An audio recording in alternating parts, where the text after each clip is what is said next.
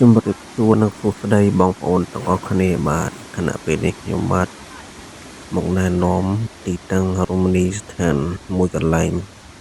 ដែលស្ថិតនៅអឺស្រុកឈូកខេត្តកំពតជាងទេគឺមានឈ្មោះថា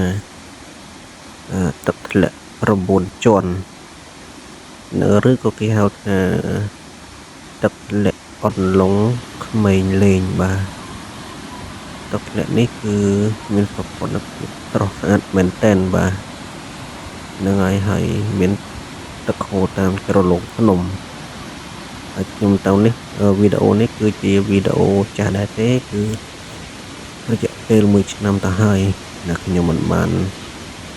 ផុសបាទផុសលើកមុនគឺផុសវីដេអូធម្មតាទេបាទហ្នឹងហើយប៉ុន្តែលើកនេះគឺខ្ញុំកាត់ចូលវីដេអូរៀងវិញបន្តិចបាទហើយកាលដែលខ្ញុំទៅនោះគឺទៅតែម្នាក់ឯងសុទ្ធហើយជិះម៉ូតូតាំងពី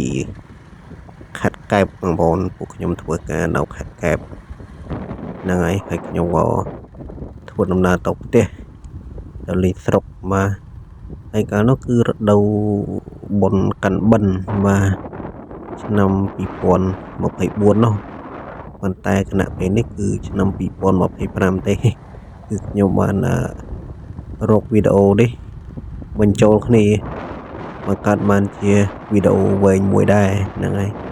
ឯទេសភាពស្រស់ស្អាតទាំងហ្នឹងហើយនេះគឺចំការកស៊ូដែលស្ថិតនៅក្នុងនិយាយទៅព្រំបន្ទាល់ខេត្តកំពង់ស្ពឺគេហៅថាស្រុកភ្នំស្រួច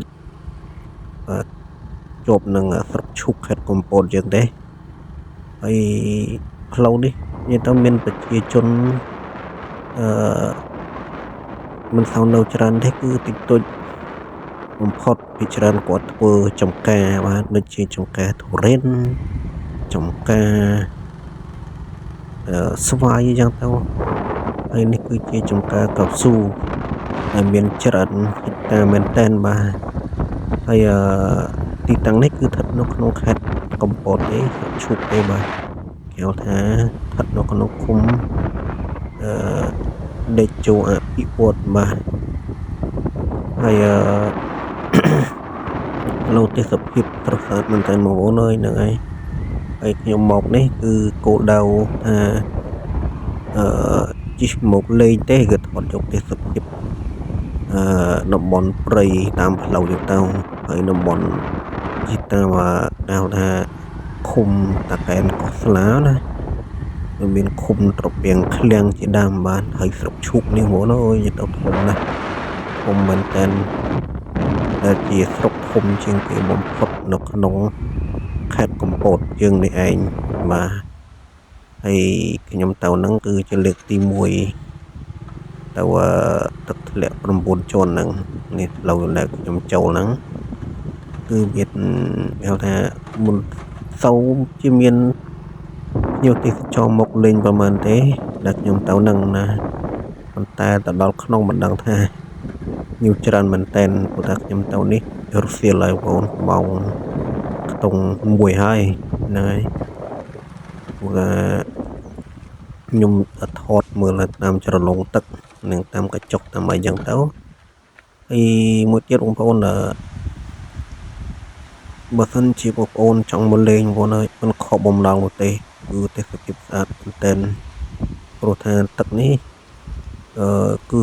ធ្លាក់មកពីជ្រលងភ្នំតែម្ដងដូចខែវស្សាអញ្ចឹងទឹកច្រើនបងប្អូនប៉ុន្តែក៏ខ្ញុំទៅនេះទឹកមុំលេងដែរហ្នឹងខ្ញុំបានសួរបងសន្តិសុខនៅខាងចាំនៅខាងមុខហ្នឹងគាត់ថានៅពេលដែលមានភ្លៀងធំភ្លៀងខ្លាំងគឺទឹកលិចដល់កញ្ចុះហ្នឹងតែម្ដងហ្នឹងហើយប៉ុន្តែតាមនេះដែរតាមខេត្តអីចឹងណាហ្នឹងហើយទឹកធំដែរហើយក៏គាត់មិនអោយចូលលេងជ្រៅប្រហែលទេហ្នឹងហើយមិនមានសន្តិសុខមានអីយំអញ្ចឹងណាមួយទៀតតំបន់នេះគឺខ្ញុំនឹកឃើញថាមានឱកាសក៏ខ្ញុំចង់ទៅលេងម្ដងទៀតដែរហ្នឹងហើយព្រោះថាខ្ញុំចូលចិត្តដើរម្នាក់ឯងហើយខ្ញុំមិនដឹងថា មូលហេតុដែលបងប្អូនវាខ្លះអុកតុក stress ពេកហើយចូលចិត្តថតរូបថតវីដេអូប៉ុន្តែគាត់ថាខ្ញុំមិនមែនជាអ្នកថតអី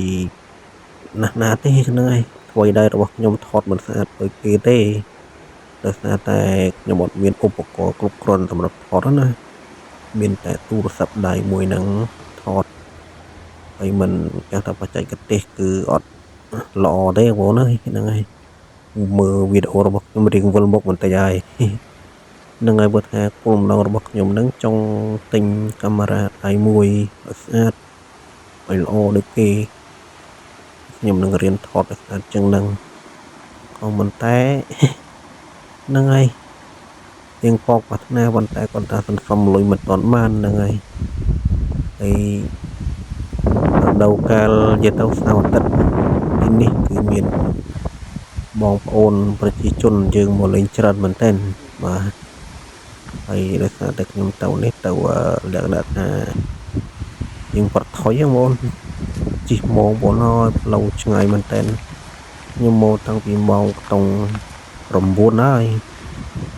ជិះទៅ3ម៉ោងជាងហើយ3 4ម៉ោងផ្លូវលក្ខណៈថាក្រហមឲ្យភ្លៀងពងឲ្យផងប៉ុន្តែចៃដន្យបងប្អូនមកដល់តំបន់នេះទឹកជ្រោះ9ជាន់ហ្នឹងក៏រាំងភ្លៀងតែម្ដងហើយខ្ញុំមុងវែងបងប្អូនជិះម៉ូតូទៅនោះទៅផ្លូវឯណានៃទៅកន្លែងចំការទឹកក្រីចំការជិះគេអត់បានសួរគេដោយសារទៅវាយម៉ែបបងប្អូនម៉ែបធ្វើស៊ីម៉ែបតាម Missing ម៉ែបតាម Google Map ហ្នឹងហើយធ្វើស៊ីបងប្អូននិយាយទៅរមរំតែឃើញតាមពិតខ្ញុំបានជិះមកដល់រោងវងមូលរោងវងមូលឆ្នាំខែឆ្នាំទាំង12ដុំមន្ត្រីទាហានហ្នឹងមកដល់ហ្នឹងមកបានពោះបន្តិចពោះប្រហែលជាដូចជា50ម៉ែត្រ100ម៉ែត្រហ្នឹងក៏មកដល់ផ្លាកមួយគេដាក់ថាវត្តអន្លង់ក្មេងលេងហ្នឹងហើយនៅខាងខ្ញុំជិះមកគឺនៅខាងឆ្វេងដៃហើយខ្ញុំបានកលិចទៅឃើញផ្លាកគេដាក់ទឹកធ្លាក់9ជាន់ហ្នឹងឯងជិះទៅដល់ឃើញវត្តមួយគេហៅថាវត្តអន្លង់ក្មេងលេងហ្នឹងក៏ចូលមកក្នុងមកអីនិយាយទៅជីវិតខ្ញុំបងប្អូនអើយបងប្រេងយកតែមែនតែននិយាយទៅតាណាតំណែងក៏ម្នាក់ឯងព្រោះថាមិនមែនតែខ្ញុំមិនចូលចិត្តដើរជាក្រុមទេចូលចិត្តប៉ុន្តែនៅពេលដែលសិស្សប្អូនខ្ញុំឬក៏មិត្តភក្តិបបួលគាត់តាណាតំណែងទៅពេលលេះគាត់រវល់ការងារយ៉ាងហ្នឹងណាព្រោះថាម្នាក់រវល់ច្រើនបងប្អូនលើថាសិស្សប្អូនរបស់ខ្ញុំវាគាត់ធ្វើការធ្វើអីនៅភ្នំពេញយើងធ្លាប់រស់នៅជាមួយគ្នាណាលក្ខណៈថាយើងធ្លាប់ធ្វើការមួយគ្នានៅវត្តអ្នករៀននៅភ្នំពេញជាមួយគ្នាបាទអញ្ចឹងទៅនៅពេលដែលពួកយើងរៀនចប់មានការងាររៀងខ្លួនហ្នឹងហើយយូរបានជួបគ្នាម្ដងទៅហើយខ្ញុំបានជួនកាលគាត់ណាត់ខ្ញុំមកលេងនៅនៅកែបកំពតចឹងទៅខ្ញុំជួបពួកគាត់ដើរលេងចឹងទៅណាហ្នឹងហើយមិនសូវមានពេលជួបគ្នាប្រហែលទេព្រោះថាយើងជោគជ័យការងាររៀងខ្លួនហើយហ្នឹងហើយប៉ុន្តែសម្រាប់ខ្ញុំការងារខ្ញុំមិនជាជោគជ័យអីប្រហែលទេបងអើយការងារល្មមចឹងណាបានមករស់ចិញ្ចឹមខ្លួនមករស់ចឹងទៅហ្នឹងហើយមកតែខ្ញុំនៅតែនឹករលឹកបងប្អូនហ្នឹងហើយឬក៏មិត្តភក្តិដែលធ្លាប់ហៅថាកំសត់កំរជាមួយគ្នាពួកគាត់ខ្ញុំនៅរៀនវនហើយដោយសារតែខ្ញុំគេថាយើងចិត្តស្មោះណាជាមួយគេហើយគេក៏ស្មោះនឹងយើងដែរបើន័យថាយើងជួយគ្នាទៅវិញទៅមកដើម្បីអីដើម្បីគេហៅថាយកអាសាគ្នាណាហ្នឹងហើយចេះផ្ដល់បទពិសោធន៍ឲ្យគ្នាទៅវិញទៅមកហ្នឹងហើយនេះហើយគឺជាការរស់នៅគេហៅថាមិនរើសអើងគ្នាណានឹងឲ្យមានហូបរបស់ហូបចុកទូចចែកគ្នាចាញ់រំលែកគ្នានឹងហើយ ឧទាហរណ៍ជីវិតអ្នកនៅរៀនបងប្អូនឲ្យមិនស្រួលទេការរៀនសូត្រតម្រុំតែមានការងារធ្វើតស៊ូគ្រប់ឧបសគ្គគ្រប់បែបយ៉ាងតម្រុំដល់ចំណុចនេះបាទព្រោះការនោះយើងកំពុងរំរងបងប្អូនអើយការនោះរៀនចេញបរៀនទៅមានតែបាយហូបបាយជាមួយលៀសហាលហូបបាយជាមួយនឹងមីស្រស់អញ្ចឹងណាមីកញ្ចប់អញ្ចឹងណាហ្នឹងហើយ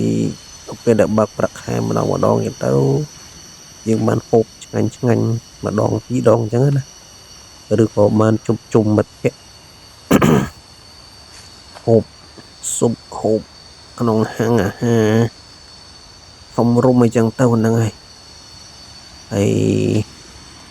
ងាកមើលទេសភាពនៅជ្រោះ9ជាន់ចឹងវិញបងប្អូននិយាយថាដើមឈើវិញអូច្រើនណាស់បងប្អូនមលប់តិចស្រួលណាស់ហើយបើសិនជាមានឱកាសហ្នឹងហើយខ្ញុំនឹងហៅមិត្តភក្តិឬក៏សិស្សបងប្អូនដែលធ្លាប់ស្គាល់គ្នាហ្នឹង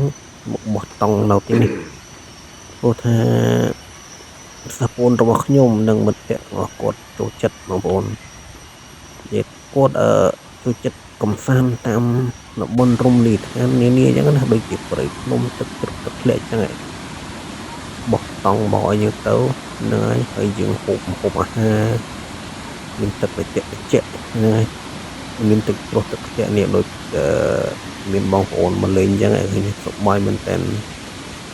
ហ្នឹងហើយនៅពេលដែលខ្ញុំបានមកលេងនៅទីនេះខ្ញុំបានងូតទឹកផងឲ្យបងប្អូនខ្ញុំក៏ទឹកជាស្រួលមែនតើដល់ពេលដែលយើងធ្វើដំណើរទៅហត់អស់កម្លាំងអញ្ចឹងណានៅអញ្ចឹងទៅក៏បានងូតទឹកហ្នឹងហើយងូតទឹកនិយាយទៅខ្ញុំងូតទឹកទាំងខោទាំងអាវហ្នឹងឯងនិយាយទៅងូតសើមជោគទៅបើដោះទាំងអាវហ្នឹងហើយមានអាវក្រៅមួយហ្នឹងអូបងដល់ទៅយកទៅមែនតើហ្នឹងហើយគីឡូខ្ញុំក៏នោះថត់អង្គបងអូយនិយាយទៅគីឡូ65 6ហើយគីឡូហ្នឹងក៏ហ្នឹងទៅតែឥឡូវឲ្យរៀងស្រកគីឡូបន្តិចនិ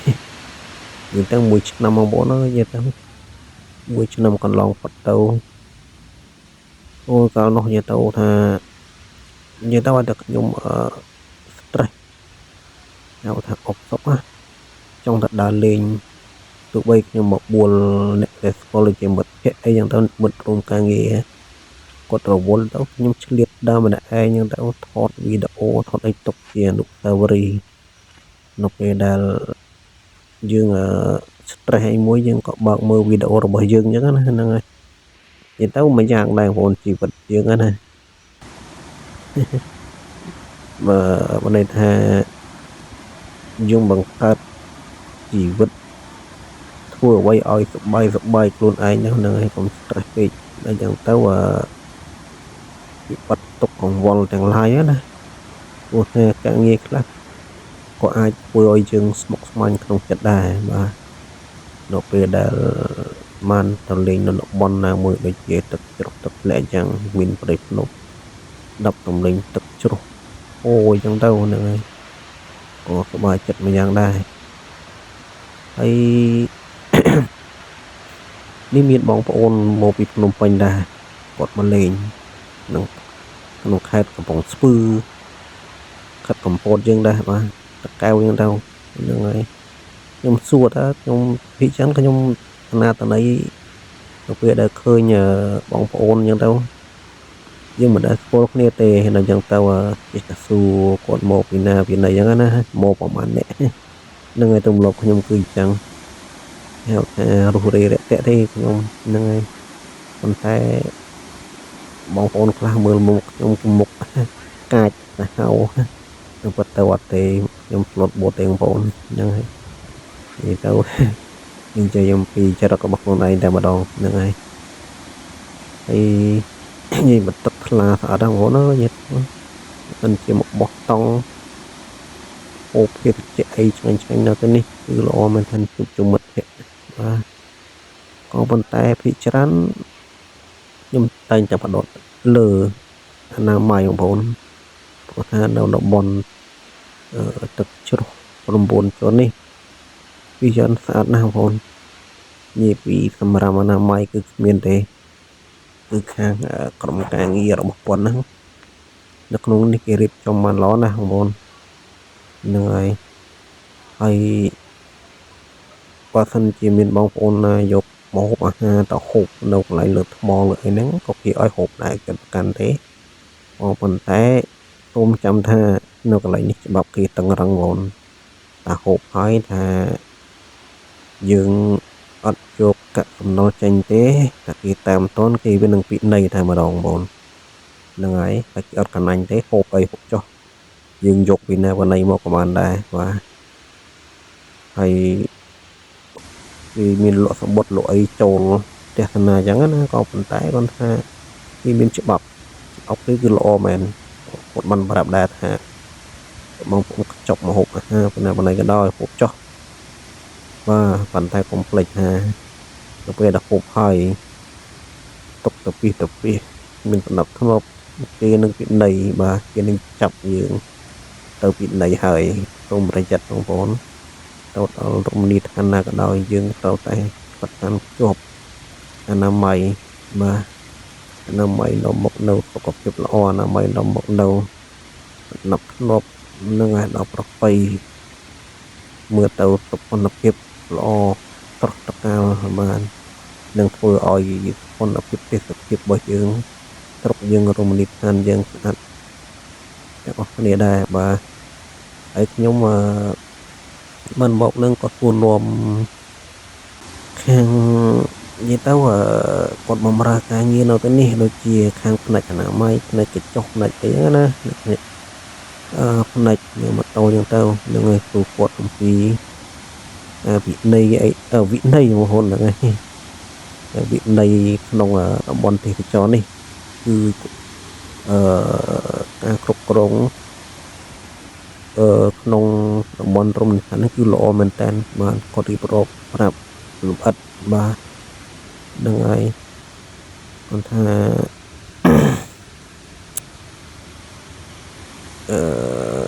ដូចជាអស់អីនិយាយបងប្អូនហ្នឹងហើយពងតារុននឹកនិយាយអីទៀតនេះនិយាយច្រើនមកហើយនឹងហើយគាត់ថាថ្ងៃក្រោយបើសិនជាមានឱកាសខ្ញុំនឹកមកលេងនៅទីនេះម្ដងទៀតតែគាត់ថាខ្ញុំនៅពេលថតវីដេអូខ្លួនឯងវាខ្លះយើងអត់មានបច្ចេកទេសថតបងហ្នឹងហើយពីវិលមុខដែរហ្នឹងហើយតែយ៉ាងណាបងប្អូនសូមអធិស្ឋានផងដែរគាត់ថាទម្លាប់ខ្ញុំពីច្រើនឲ្យតែទៅបងប្អូនអាសាឋានគឺចាប់ទូរស័ព្ទមកថតតែម្ដងថតរូបថតអីឬក៏វីដេអូអីចឹងទៅហ្នឹងហើយហើយរមណីយដ្ឋាននៅតំបន់ព្រៃភ្នំស្រុកខ្មែរយើងគឺមានច្រើនបងប្អូនហ្នឹងហើយមានទាំងរមណីយដ្ឋានធម្មជាតិមានទាំងកែច្នៃហើយរមណីយដ្ឋានទឹក9ជាន់នេះពីច្រើនខ្ញុំឮតែខ្ញុំអត់ឮតែឈ្មោះទេបងប្អូនហ្នឹងហើយខ្ញុំមិនអស់ចិត្តក៏ខ្ញុំเปิดមើលក្នុង Google Map ហើយនឹងក្នុងប្រព័ន្ធផ្សព្វផ្សាយដូចជា YouTube Facebook គឺឃើញមិនមែនបងប្អូនហើយខ្ញុំចង់ដឹងថានៅកន្លែងណាហើយខ្ញុំក៏បានជិះមកពីខេត្តកំពតហ្នឹងបណ្ដុំភពឃុំតាកែនកោះស្នាយចឹងទៅខ្ញុំសួរគេផងជិះផងខ្ញុំមកពី3ដងហើយនេះដូចជាលើកទី3ហ្នឹងបងប្អូននេះខ្ញុំមកនេះបាទលើកទី3ហើយដែលខ្ញុំមកហ្នឹងគឺនៅបន់កាន់បិណ្ឌពីឆ្នាំ2024នោះបាទហើយប៉ុន្តែក្នុងខណៈពេលនេះគឺ2025ទេហ្នឹងហើយបងប្អូនហើយនិយាយទៅទេសភាពបងហើយអត់យកតែមែនតែនពេលខ្លះដូចជាអត់ដូចអស់ពីអីនិយាយបងប៉ុន្តែគាត់ថារត់ដឹកនិយាយហ្នឹងហើយបើមិនជាមានបងប្អូនមកលេងបងអើយហ្នឹងហើយមានច្រើនដំណាក់មែនតើមានទាំងដំណាក់ទឹកធ្លាក់កន្លែងខ្ពស់មិញហ្នឹងអាហ្នឹងគេហៅថាដំណាក់ទី1ហើយ mà ở đâu tầm nặng con mà tiết ô giờ tàu nhìn nhiều người tật lên của bọn mình tên ấy mình dạy bị một hộp ha với cứ nằm lại cái chia học tầm rùm này đấy bốn cái chia mòn đốt cái chia trầy bột con trầy ăn ấy nè hay một con ách chọc ha một ban cái hai đẹp đấy còn cái cất lại cái chọc ấy thì chuột trong tao này hay từng bột thu slide trong bồn bột cái này ruminahan ni pikiranអ្នកភ្នំពេញក៏គាត់មកទៅស្គាល់ប្រហែលដែរពីច្រើនគឺអ្នកតាមខេត្តបងគេកំពុងស្ពឹងកំពតយើងទេពីច្រើនបាទតាមខ្ញុំសួរហើយមានចាស់មានក្មេងមកច្រើនណាស់បងគាត់មកលេងមកគាត់មួយទឹកឲ្យស្គាល់រសជាតិទឹកជ្រោះភ្នំមកហើយនេះគឺស្ថិតនៅក្នុងទឹកជ្រោះ9ជាន់ហ្នឹងគឺស្ថិតនៅជិតភ្នំពេជ្រនិលបងចិត្តបណ្ដុំលោកយាយម៉ៅពេជ្រនិលជាប់ផ្លូវចិត្តលេខ4ដែរទេប្រហែលជាច្រើនគីឡូដែរបងថ្ងៃដែរខ្ញុំអត់ដឹងថាប្រហែលគីឡូដែរត្រូវតែជា10គីឡូជាងប៉ុន្តែបើព្រំបតលគឺជាប់គ្នាភ្នំស្រួចហើយនឹងទឹកឈូកកំពុងស្ពឺខិតកំពតទេហើយប្រហែលទេបាទគាត់ថាជិះមកតាមផ្លូវហ្នឹងទៅបោកខ្ញុំសួរគេទេជិះប៉ុន្តែមកដល់រងមុខមូលខែឆ្នាំទាំង12ហ្នឹងក៏ខ្ញុំចាំថាខ្ញុំសេកគោគោលថានៅក្បែរហ្នឹងពោះមន្ទីរទីขึ้นទៅគឺដល់តែម្ដងនឹងហើយពេលខ្លះគោគោលម៉ែធ្វើពីយើងដែរបងប្អូនគោគោលម៉ែហ្នឹងហើយចំណុចដែលចុងក្រោយគឺមានតែសួរគេទេសួរបងប្អូននៅក្បែរតំបន់ហ្នឹងទៅគឺគាត់ប្រាប់ហើយហ្នឹងហើយគោគោលម៉ែពេលខ្លះធ្វើពីយើងខ្ញុំឆ្អែតឲ្យរឿងហ្នឹងទៅតំបន់ផ្សេងដូចជាតំបន់ព្រៃភ្នំវាចង្អុលទៅណាណីបាទមុខបកក្រោយជំរុំតែដល់បាទហើយនេះកន្លែងនេះគឺមនុស្សច្រើនមែនតើបងប្អូននេះមានចាស់មានក្មេងមកលេងងូតទឹកយ៉ាងសប្បាយហើយកញ្ចុះកន្លែងនេះមានកញ្ចុះច្រើនបាទហើយនិយាយទៅខ្ញុំចង់ជិះចង់ហួសកន្លែងហ្នឹងខ្ញុំបកក្រោយមកវិញទៅបានដឹងថាមនុស្សជុំច្រើនម្ល៉េះគេមើលធ្វើស្អីក៏ងូតទឹកតាមមកចលងអូណាហើយទេសភាពស្អាតណាស់បងប្អូនហើយខ្ញុំសូមថ្លែងអំណរគុណដល់បងប្អូនទាំងគ្នានឹងហើយសូម